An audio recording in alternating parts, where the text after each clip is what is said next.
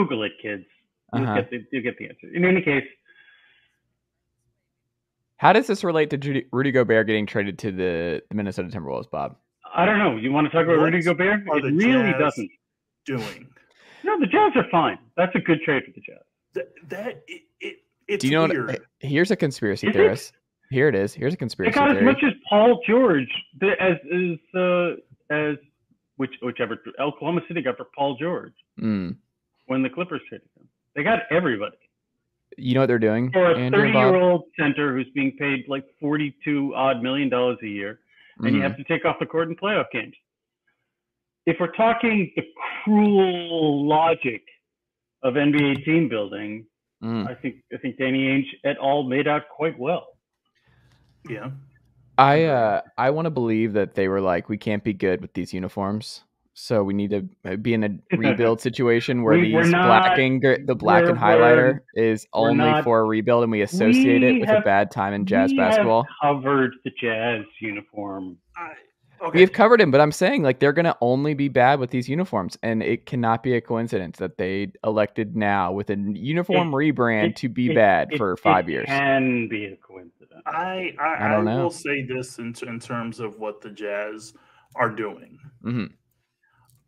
I made this point during the playoffs when I was like, oh, they're basically just going to waste this window that they've created for themselves. Because I still think they're closed, man. That window's closed. Like I'm talking about, this was during the playoffs. Okay, I was this year. This year. I was like, they're going to waste this window that they created for themselves, and like they didn't do anything with it. And somebody brought up the fact, oh well, they picked up Mike Conley, and I'm just like, really? Mike Conley, I think the Jazz, given the 2 stars that they managed to draft, one Donovan Mitchell with the 13th pick and Rudy Gobert with the 27th pick, they put good pieces around him. But those players were not transcendent enough to lead that team to a title. They were an excellent regular season team. They won a ton of games. Look, the Dennis Lindsey era in Utah history has to be considered a ginormous success. It was just time for it to be over. Yeah. And they got a haul. Whether or not they keep Donovan Mitchell, too, there are conflicting reports coming out of Utah. Andy Larson, who covers the team for the Salt Lake Trib, says that might not be the case. Tony Jones at The Athletic says that probably for now they are keeping Donovan Mitchell. But, like, that team is going to be bad for a bit. You think it's going to be a Godfather offer? I said what the rumor, look, if the Gobert package was 5 first-round draft picks and 3, okay players, then yes, the price to acquire Donovan Mitchell will be more than that. So that is already a Godfather offer. Okay, so let me rephrase that question. Sure. Is anybody actually going to make that Godfather offer? Okay, first of all, there's a really funny moment during the trade frenzy when someone in a position to know Fat Joe said Donovan Mitchell had told Fat Joe that actually Donovan Mitchell wanted to play for the Miami Heat. And then Fat Joe went on the record to rebut that report, but did it in the third person, saying Fat Joe never said that. So I'm sure Miami would love to acquire Donovan. Don't you want to play for the Knicks? Yeah. Look, the reports coming out of the Knicks, on the other hand, are that they're not exactly sure how, or it's not specifically this. It's like right now they are keeping their powder dry, and I personally wonder how well a Donovan Mitchell, Jalen Brunson, who they just acquired backcourt, would hold up defensively, considering they both Brunson and Mitchell spent last year's playoffs targeting one another on defense. True. So I don't. I mean, yes, you could probably include Jalen Brunson in that package, but part of the enticement to bring Jalen Brunson to New York was you're going to be the man, and bringing in Donovan Mitchell to play alongside him would sort of run contra to that, and using him as part of the package to acquire Donovan Mitchell would run even further, which they can't do. You can't trade him till December anyway because they just signed him. So yes, I'm sure the New York front office is, as Kevin Durant was, monitoring the situation in Utah and seeing what kind of trade packages emerge. I don't know if the Knicks, despite the fact that Donovan Mitchell's dad works for the Mets and Donovan Mitchell is a Mets fan. Yeah, he does. Donovan Mitchell's dad. What does he do? It's some kind of. It's not like a high level. I forget the actual job title. Jamie. When was he hired by the Mets? Was he a Cohen hire? Or was he Did he? No, he's been Cohen? around for a while. It's not a recent hire. It's not like the Mets hired him to entice Donovan Mitchell. That's what I was. This is some really, really forward thinking by Cohen. No. They just. But no, he grew up in New York, in the greater New York area. So Donovan Mitchell's been a Knicks fan for a while, which is why he's been so. That's bad. Yeah, Donovan Mitchell. There were, again, reportedly, factions of the Phil Jackson front office that very much wanted to draft Donovan Mitchell with the 9th pick in 2017, and he had supposedly a very impressive workout prior to the draft. Donovan Mitchell went about where he was projecting to go in that draft. New York took. I'll let you guys guess who New York took instead. I don't need to ask. Is that Ntilikina draft? Is that the Ntilikina one? That's the Ntilikina draft. Yeah. I was so high on that pick. I liked the pick at the time.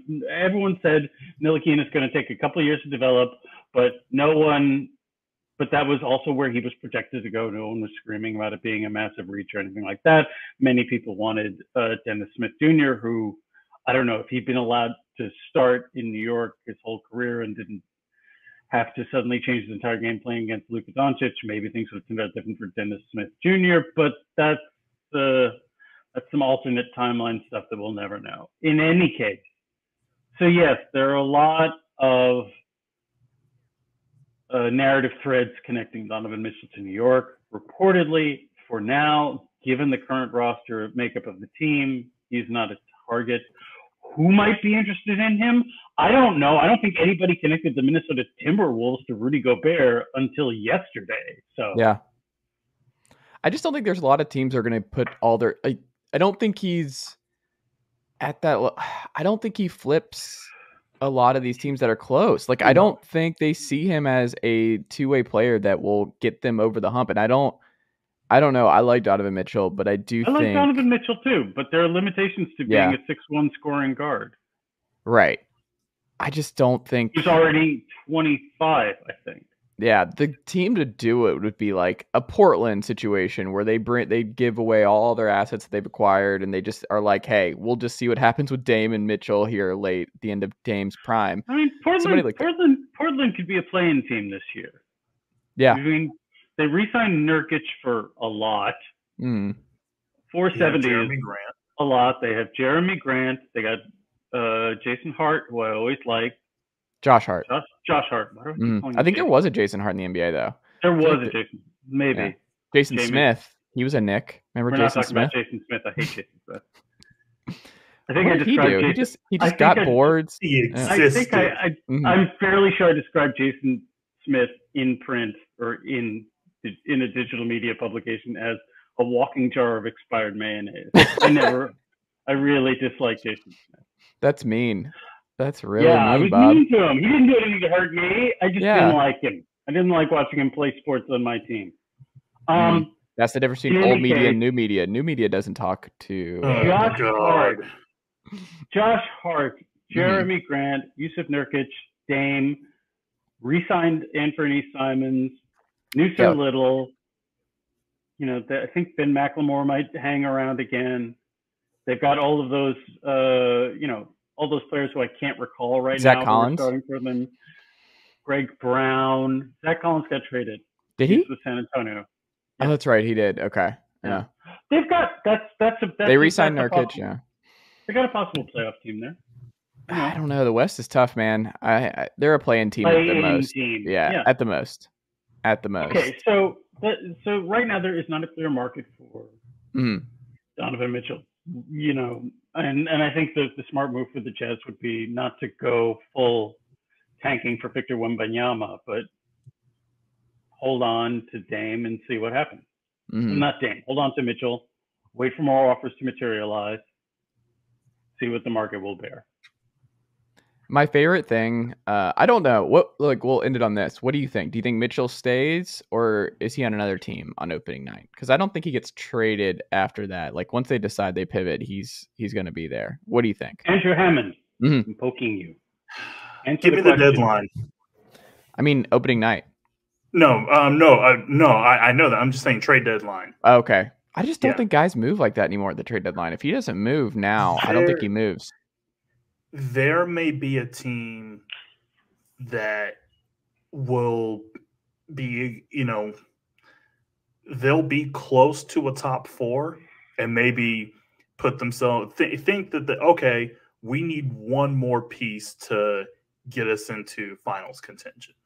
I think his value's down though. If he's playing on a bad Utah team next year, I think you get less if you wait till the deadline. I think you get a lot more now than you do in February. Does he even want to be there? That's my question.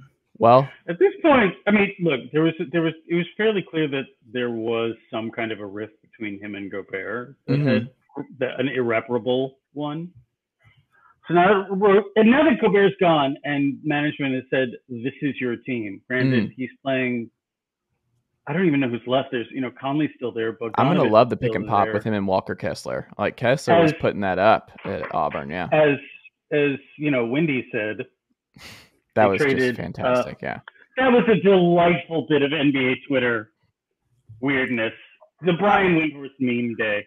I just love how wonderful. I love how he said a lot of nothing, and everybody absolutely nothing. Everybody Utah was going to make a trade, probably, and I think everybody knew that Gobert was going to go.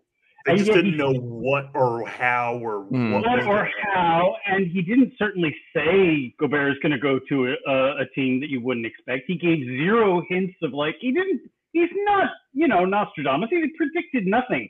All he did was, do a very long monologue from Columbo, and everyone thinks, and because it was very funny, the way he did it, it was some real Stephen A. Smith hours in terms of the timing and the syntax of the monologue, and I respect it. It was, but I love how because there were some NFL insiders, or at least I saw one that was like, "Oh, we could never do this on our network," and basically they were just kind of complaining that they were basically just complaining that he gave a 2-minute just monologue that was nothing, that had barely any substance at all, and they were just like, we couldn't get away with something like this. I'm like.